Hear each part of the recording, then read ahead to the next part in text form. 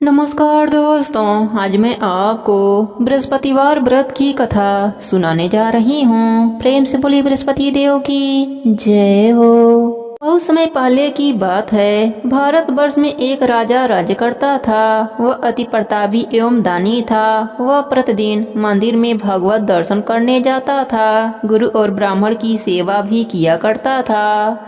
उसके द्वार से कोई भी याचक निराश नहीं लौटते थे। वह प्रत्येक गुरुवार का व्रत रखता और पूजन करता था। हर दिन गरीबों की मदद करता था।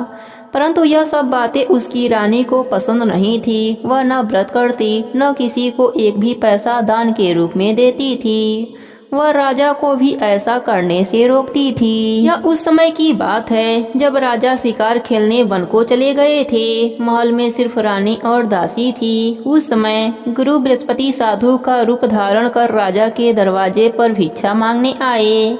साधु ने रानी से भिक्षा मांगी तो वह कहने लगी, हे साधु महाराज, मैं इस दान पुण्य से तंग आ गई हूँ। इस काम के लिए मेरे पतिदेव ही बहुत हैं। अब आप ऐसी कृपा करें कि यह सारा धन नष्ट हो जाए ताकि मैं आराम से रह सकूं। साधु का भेष धरे बृहस्पति देव ने कहा, हे देवी, तुम बड़ी विचित्र हो। संतान और धन से कोई भी दुखी नहीं होता, सभी इसे चाहते हैं। पापी भी पुत्र और धन की इच्छा करता है। अगर तुम्हारे पास धन बहुत है तो भूखे मनुष्यों को भोजन कराओ, ब्राह्मणों को दान दो, प्याऊ लगवाओ, धर्मशालाएं बनवाओ, कुआं, तालाब, बावड़ी, बाग बगीचे आदि बनवाओ तथा निर्धनों की कुंवारी कन्याओं का विवाह कराओ, साथ ही यज्ञ आदि करो। इस प्रकार के कर्मों से तुम्हारे कुल का एवं तुम्हारा नाम परलोक में प्रसिद्ध होगा एवं तुम्हें स्वर्गलोक की प्राप्ति होगी। किंतु वह मूर्ख रानी साधु की इन बातों से खुश नहीं हुई। वह बोली, हे साधु महाराज, मुझे ऐसी संपत्ति की आवश्यकता नहीं जो मेरे काम न आवे तथा जिसको मैं अन्य लोगों को दान दूं, जिसको रखने और संभालने में ही सारा समय नष्ट हो जाए। साधु ने रानी को समझाने का बहुत प्रयास किया, परंतु रानी अपने बात पर अड़ी रही। तब साधु ने कहा, हे देवी, यदि तुम्हारी ऐसी इच्छा है तो मैं तुम्हें जैसा बताता हूँ तुम वैसा ही करना। बृहस्पतिवार के दिन गोबर से घर को लीपना, अपने केशों को पीली मिट्टी से धोना, केशों को धोते समय स्नान करना, राजा से कहना कि वह भी हजामत बनवावे, भोजन में मांस मदिरा खाना, कपड़े धोबी के यहाँ धुलने को देना। इस तरह 7 बृहस्पतिवार निरंतर करने से तुम्हारा सब धन नष्ट हो जाएगा। ऐसा कहकर साधु रूपी बृहस्पति देव अंतर ध्यान हो गए। रानी ने साधु के कहे अनुसार ही 7 बृहस्पतिवार वैसा ही करने का विचार किया। साधु के बताए अनुसार करते हुए उसे केवल 3 बृहस्पतिवार ही बीते थे कि उसकी समस्त धन संपत्ति नष्ट हो गई। भोजन के लिए भी परिवार तरसने लगा तथा सांसारिक भोगों से दुखी रहने लगा। इस प्रकार के अभावग्रस्त जीवन से तंग आकर एक बार राजा रानी से कहने लगा कि हे रानी, तुम यहाँ पर रहो, मैं दूसरे देश को जाता हूँ। क्योंकि यहाँ पर मुझे सब मनुष्य जानते हैं, इसलिए मैं यहाँ कोई कार्य नहीं कर सकता। देश चोरी परदेश भीख के समान है। ऐसा कहकर राजा परदेश को चला गया। वहाँ जंगल से लकड़ी काट कर लाता और उन्हें शहर में बेचकर अपना जीवन यापन करने लगा। राजा के जाने के पश्चात इधर उसके बिना रानी और दासियां दुखी रहने लगीं। किसी दिन भोजन मिलता तो किसी दिन जल पीकर ही रहना पड़ता था। एक समय रानी और दासी को 7 दिन बिना भोजन के व्यतीत हो गए। तो रानी अपने दासी से बोली, हे दासी, यहाँ पास ही के नगर में मेरी बहन रहती है जो बहुत धनवान है, तो उसके पास जा और वहाँ से 5 सेर बेझर मांग कर ला, जिससे कुछ समय के लिए गुजर बसर हो जाएगा। दासी उसकी बहन के पास गई। बृहस्पतिवार का दिन था। रानी की बहन उस समय ध्यान मग्न होकर पूजा कर रही थी। दासी ने रानी की बहन से कहा, हे रानी, मुझे आपके पास आपकी बहन ने भेजा है, मुझे 5 सेर बेझर दे दो। दासी ने अपनी बात अनेक बार कही, परंतु रानी की बहन ने कोई उत्तर नहीं दिया, क्योंकि वह उस समय बृहस्पतिवार की कथा सुन रही थी। रानी की बहन से जब दासी को कोई उत्तर नहीं मिला तो वह अति दुखी हुई। उसे क्रोध भी बहुत आया। लौटकर वह रानी से बोली, हे रानी, आपकी बहन बहुत धनी स्त्री है, परंतु वह घमंडी भी बहुत है। वह छोटे लोगों से बात नहीं करती। 5 शेर बेझर देने के लिए मैंने उससे बहुत कहा, परंतु उसने कोई भी उत्तर नहीं दिया। इस प्रकार मुझे निराश एवं खाली हाथ लौटना पड़ा। रानी बोली, हे दासी, इसमें मेरी बहन के किसी प्रकार का कोई दोष नहीं। जब बुरे दिन आते हैं तब कोई सहारा नहीं देता, अपने पराये हो जाते हैं। अच्छे बुरे का ज्ञान विपत्ति में होती है। जो ईश्वर की इच्छा होगी वही होगा। यह सब हमारे भाग्य का दोष है।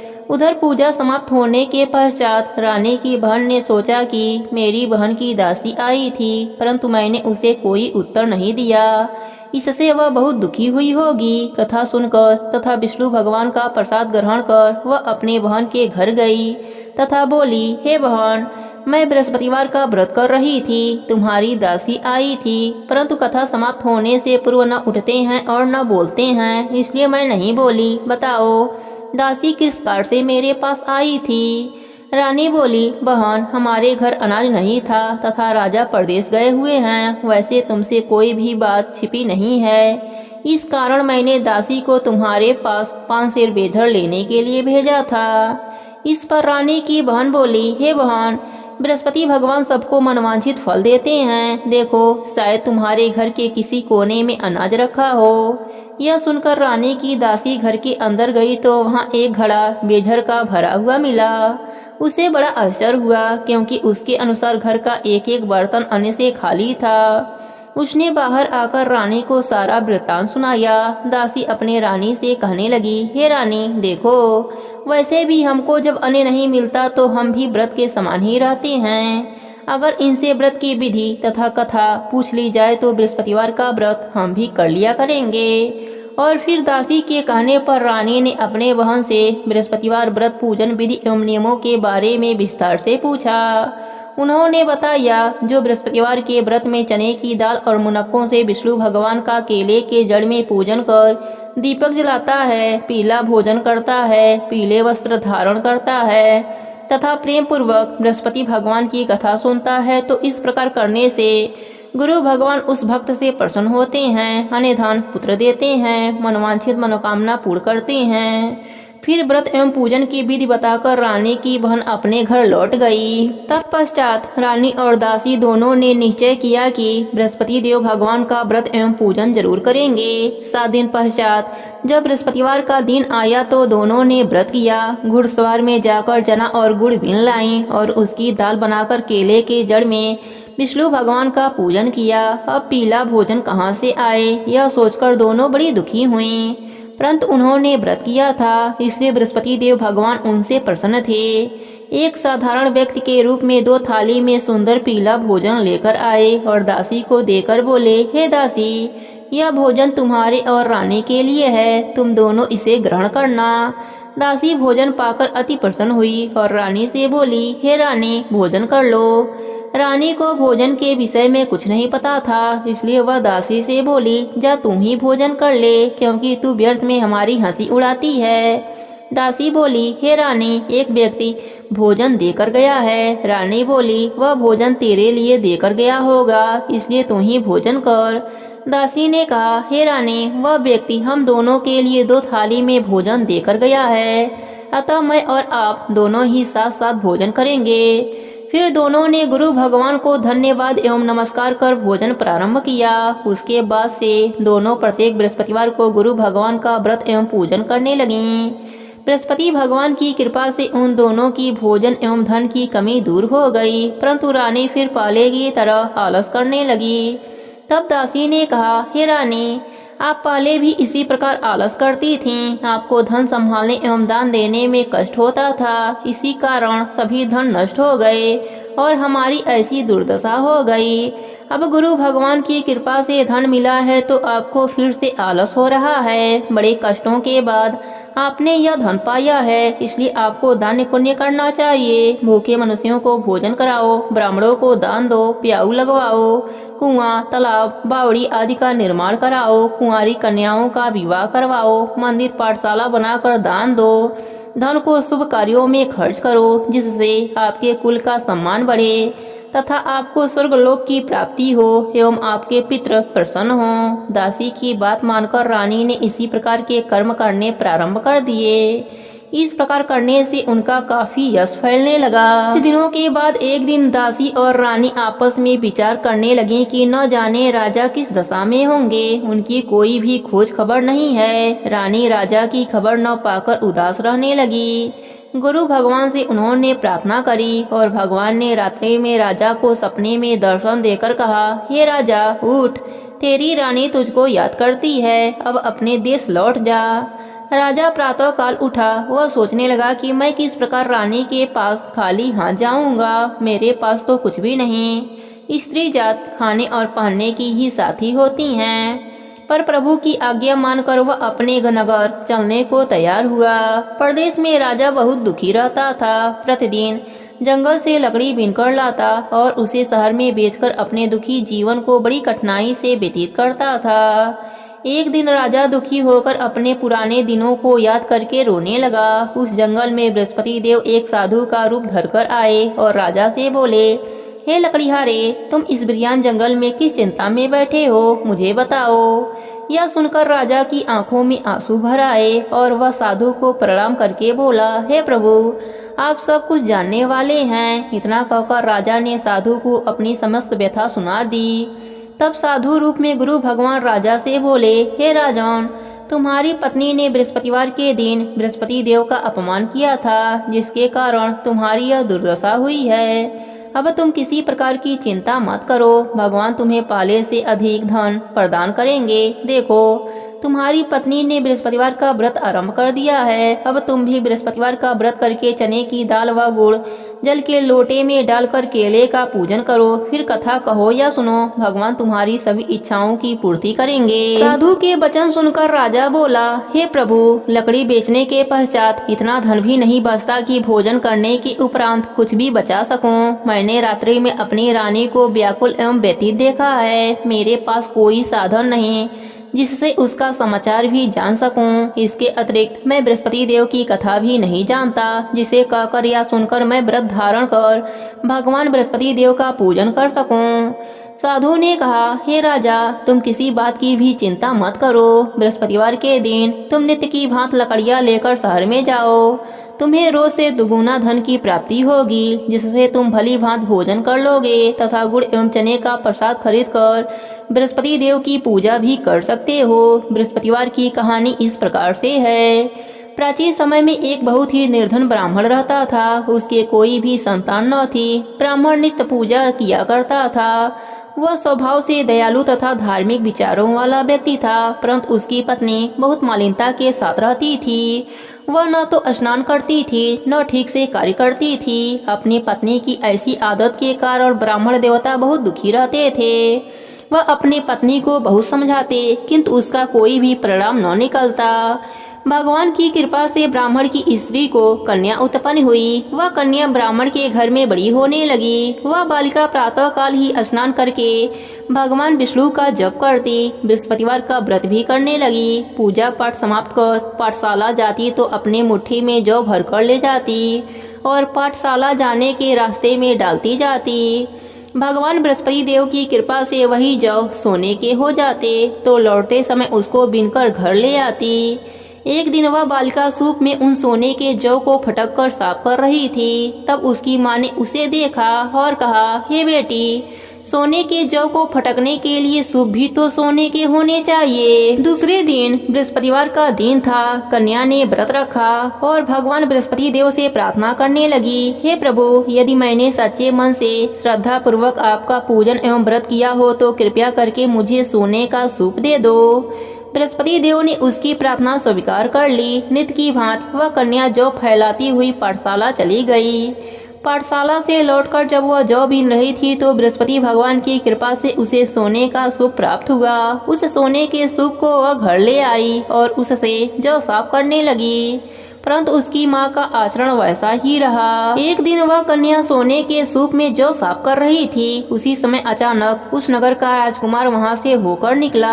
कन्या के रूप एवं कार्य को देखकर राजकुमार कन्या पर मोहित हो गया। राजमहल लौटकर राजकुमार अन्न और जल त्याग कर उदास होकर लेट गया। राजा को जब अपने पुत्र द्वारा अन्न जल त्यागने का समाचार ज्ञात हुआ तो अपने मंत्रियों के साथ वह राजकुमार के पास गए और बोले, हे बेटा, तुम्हें किस बात का दुख है? किसी ने तुम्हारा अपमान किया है अथवा कोई और कारण है? मुझे बताओ, मैं वही करूँगा जिससे तुम प्रसन्न हो जाओ। राजकुमार ने अपने पिता की बातें सुनी तो बोला, आपकी कृपा से मुझे किसी भी प्रकार का कष्ट नहीं है, किसी ने मेरा अपमान भी नहीं किया है, परंतु मैं उस कन्या के साथ विवाह करना चाहता हूँ जो सोने के सूप में जौ फटक रही थी। यह सुनकर राजा आश्चर्य में पड़ गया और बोला, हे राजकुमार, इस तरह की कन्या का पता तुम लगाओ, मैं तुम्हारा विवाह उसके साथ अवश्य करवा दूंगा। तब राजकुमार ने प्रसन्न होकर राजा को उस ब्राह्मण कन्या के घर का पता बताया। राजा के आदेश पर मंत्री उस कन्या के घर गए और राजा का आदेश ब्राह्मण को कह सुनाया। कुछ ही दिन बाद ब्राह्मण कन्या का विवाह राजकुमार के साथ हो गया। घर से कन्या के विदा होते ही उस ब्राह्मण के घर में पहले की तरह निर्धनता वास करने लगी। अब भोजन के लिए अनाज भी बड़ी मुश्किल से मिलता था। एक दिन दुखी होकर ब्राह्मण देवता अपने बेटी से मिलने गए। बेटी पिता की ऐसी अवस्था को देखकर अत्यंत दुखी हुई और अपने माँ का समाचार पूछा। ब्राह्मण ने पुत्री को सभी हाल कह सुनाया। पुत्री ने अपने पिता को बहुत सा धन देकर विदा कर दिया। इस प्रकार ब्राह्मण का कुछ समय सुखपूर्वक व्यतीत हुआ, लेकिन धन समाप्त होने के बाद स्थिति पहले की तरह हो गई। ब्राह्मण फिर अपनी पुत्री के वहां गया और उससे सभी हाल कह सुनाया। पुत्री बोली, हे पिताजी, आप अपने साथ माताजी को यहाँ लाओ, मैं उन्हें यह विधि बता दूंगी जिससे दरिद्रता दूर हो जाए। ब्राह्मण देवता अपने पत्नी को साथ लेकर राजमहल अपनी पुत्री के पास पहुँचे तो पुत्री अपनी माँ को समझाने लगी, हे माँ, तुम सुबह उठकर सर्वप्रथम स्नान आदि करके भगवान विष्णु का पूजन किया करो तो सब निर्धनता दूर हो जाएगी। परंतु उसकी माँ ने उसकी एक न मानी। वह सुबह उठकर सर्वप्रथम अपनी पुत्री का बचा हुआ जूठन खा लेती थी। एक दिन उसकी बेटी को अपने माँ पर बहुत गुस्सा आया। उसने एक रात एक कोठरी से सारा सामान निकालकर अपनी माँ को उसमें बंद कर दिया। प्रातः कोठरी से अपनी माँ को निकालकर तथा स्नान आदि करा के पूजा पाठ करवाया तो उसकी माँ की बुद्धि ठीक हो गई। उसके बाद वह प्रतिदिन पूजा पाठ करती और प्रत्येक बृहस्पतिवार को व्रत भी रखने लगी। इस व्रत के प्रभाव से उसकी माँ भी अत्यंत धनवान तथा पुत्रवती हो गई और बृहस्पति देव की कृपा से वृद्धा अवस्था से मृत्यु को प्राप्त कर स्वर्गलोक को गई। वह ब्राह्मण भी सुख पूर्वक इस लोक का सुख भोग कर स्वर्गलोक को प्राप्त हुआ। इस प्रकार कहानी कहकर साधु देवता वहां से अंतर ध्यान हो गए। धीरे धीरे समय बीत गया तथा बृहस्पतिवार का दिन आ गया। लकड़ीहारा रूपी राजा जंगल से लकड़ी काटकर किसी शहर में बेचने गया। आज उसे और दिनों से अधिक धन मिला। राजा ने चना गुड़ आदि लाकर भगवान विष्णु का पूजन किया तथा बृहस्पतिवार का व्रत किया। उस दिन से उसके सभी कष्ट दूर हो गए, परंतु अगले बृहस्पतिवार को वह व्रत करना भूल गया। इस कारण बृहस्पति भगवान उससे रुष्ट हो गए। उस दिन उस नगर के राजा ने विशाल यज्ञ का आयोजन किया तथा अपने समस्त राज्य में घोषणा करवा दी कि कोई भी मनुष्य अपने घर में भोजन न बनावे, न आग जलावे, सब लोग मेरे वहाँ भोजन करने आवे। इस आज्ञा को जो नहीं मानेगा उसको सूली पर लटका दिया जाएगा। राजा के आज्ञा अनुसार राज्य के सभी निवासी राजा के भोज में सम्मिलित होने गए, परंतु लकड़ीहारा कुछ विलंब से पहुंचा, इसलिए राजा उसको भोजन कराने अपने साथ महल ले गए। जब राजा लकड़ीहारे को भोजन करा रहे थे तो रानी की दृष्टि उस खूंटी पर पड़ी जिस पर उनका 9 लखा हार टंगा हुआ था। उन्हें हार खूंटी पर लटका दिखाई नहीं दिया। रानी को निश्चय हो गया कि मेरा हार इस लकड़ीहारे ने चुरा लिया है। उसी समय रानी की जिद पर राजा ने सैनिक बुलाकर लकड़ीहारे को जेल में डलवा दिया। जेल खाने में बंद वह लकड़ीहारा बहुत दुखी होकर विचार करने लगा कि न जाने कौन से पूर्व जन्म के कुकर्म से मुझे यह दुख प्राप्त हुआ है। जेल में बंद लकड़ीहारा भगवान बृहस्पति देव को याद करने लगा। तत्काल बृहस्पति देव साधु के रूप में प्रकट हो गए और उसकी दशा देखकर कहने लगे, अरे मूर्ख, तू बृहस्पतिवार को बृहस्पति देव की कथा करना एवं व्रत करना भूल गया था, इसी कारण तुझे दुख प्राप्त हुआ है। अब किसी भी प्रकार का चिंता मत कर। बृहस्पतिवार के दिन जेल खाने के दरवाजे पर तुझे 4 पैसे पड़े मिलेंगे, तू उन पैसों से प्रसाद मंगाना। भगवान बृहस्पति का पूजन एवं कथा कहना, कथा का प्रसाद स्वयं भी ग्रहण करना तथा दूसरों को भी खिलाना। इस प्रकार करने से तुम्हारे सभी कष्ट दूर हो जाएंगे। अगले बृहस्पतिवार राजा को जेल के द्वार पर 4 पैसे पड़े मिले। राजा ने पूजा का सामान मंगाकर कथा कही और प्रसाद बांटा। उसी रात बृहस्पति देव ने उस नगर के राजा को सपने में दर्शन देकर कहा, हे राजा, तूने जिस आदमी को जेल खाने में बंद कर रखा है वह निर्दोष है, वह राजा है, उसे छोड़ दो। रानी का 9 लखा हार उसी खूंटी पर टंगा हुआ है। अगर तू ऐसा नहीं करेगा तो मैं तेरे को नष्ट कर दूंगा। राजा सुबह उठा और खूंटी पर हार लटका देखकर लकड़िहारे को बुलाकर उससे क्षमा याचना की तथा राजा के योग्य सुंदर वस्त्र आभूषण भेंट कर उसे विदा किया। बृहस्पति देव की आज्ञा अनुसार राजा अपने नगर को चल दिया। जब वो नगर के निकट पहुंचा तो उसे बहुत आश्चर्य हुआ। वहां पहले से अधिक तालाब, बाग और कुएं तथा बहुत सी धर्मशालाएं, मंदिर आदि बने हुए थे। राजा ने जब नगरवासियों से पूछा कि यह बाग, तालाब, धर्मशालाएं एवं कुएं किसके द्वारा बनवाए गए हैं, तब नगर के सब लोग कहने लगे कि यह सब रानी और दासी के द्वारा बनवाए गए हैं। राजा को बहुत आश्चर्य हुआ, परंतु क्रोध भी बहुत आया। जब रानी ने यह खबर सुनी कि राजा आ रहे हैं तो उसने दासी से कहा, हे दासी, देख, राजा हमें अति दीन अवस्था में छोड़ गए थे। वह हमारी ऐसी हालत देखकर कहीं द्वार से ही न लौट जाएं, इसलिए तू द्वार पर जाकर खड़ी हो जा। रानी की आज्ञा अनुसार दासी दरवाजे पर जाकर खड़ी हो गई। जब राजा आए तो उन्हें अपने साथ महल में लिवा आई। तब राजा ने क्रोध करके अपनी तलवार निकाली तथा रानी से पूछा, बताओ, इतना धन तुम्हें किस प्रकार से प्राप्त हुआ है। तब रानी ने बताया कि हमें यह सब धन बृहस्पति देव के व्रत के प्रभाव से प्राप्त हुआ है। अब राजा ने निश्चय किया कि 7 दिन के बाद तो सभी बृहस्पति देव का पूजन करते हैं, परंतु मैं प्रतिदिन दिन में 3 बार कथा कहा करूंगा तथा नित्य व्रत किया करूंगा। अब हर समय राजा के दुपट्टे में चने की दाल बधी रहती तथा दिन में 3 बार कथा कहता था। से ही एक दिन राजा ने विचार किया कि चलो अपनी बहन के यहाँ हो आऊं। ऐसा निश्चय कर राजा घोड़े पर सवार होकर अपनी बहन के वहाँ चल दिया। मार्ग में उसने देखा कि कुछ आदमी एक मुर्दे को लिए जा रहे हैं। उन्हें रोककर वह कहने लगा, अरे भाइयों, कुछ देर मेरी बृहस्पति की कथा सुन लो। वे बोले, लो, हमारा तो आदमी मर गया है, इसकी अपनी कथा की पड़ी है। परंतु कुछ आदमी बोले, अच्छा कहो, हम तुम्हारी कथा सुनेंगे। राजा ने दाल निकाली और कथा करनी शुरू कर दी। जब कथा आधी हो गई तो मुर्दा हिलने लगा और जब कथा समाप्त हुई तो राम राम कह के वह मुर्दा उठ बैठा। राजा आगे चला। उसे चलते चलते शाम हो गई। आगे मार्ग में उसे एक किसान खेत में हल चलाता हुआ मिला। राजा उससे बोला, अरे भैया, तुम मेरी बृहस्पतिवार की कथा सुन लो। किसान बोला, जब तक तेरी कथा सुनूंगा तब तक 4 हरैया जोत लूंगा। जाओ भैया, अपनी कथा किसी और को सुनाना। राजा आगे चलने लगा। राजा के हटते ही किसान के बैल पछाड़ खाकर गिर गए और किसान के पेट में बहुत तेज दर्द होने लगा। उसी समय किसान की माँ रोटी लेकर आई। उसने जब यह देखा तो अपने पुत्र से सारा हाल पूछा।